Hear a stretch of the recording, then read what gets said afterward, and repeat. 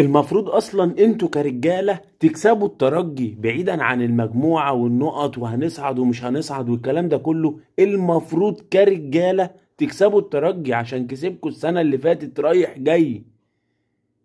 هنكو رايح جاي، هنا رايح جاي، هن جمهور الزمالك رايح جاي. المفروض تكسبوه بعيدا عن اي حسابات بقى، ولا مجموعه ولا نقط ولا ترتيب ولا صعود ولا نزول ولا اي حاجه. ليك عنده طار رايح جاي، يبقى تاخده رايح جاي كرجاله كراجل عشان ترضي نفسك قبل ما ترضي جمهورك.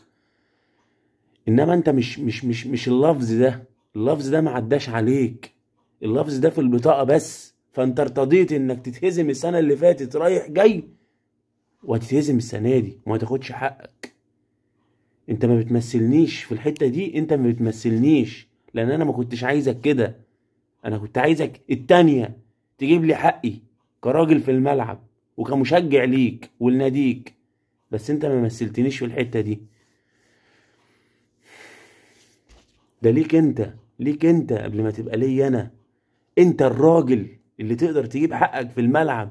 انا بتفرج عليك وبدعمك وبشجعك ومحمو اكتر منك. يا اخي عيب على الرجالة.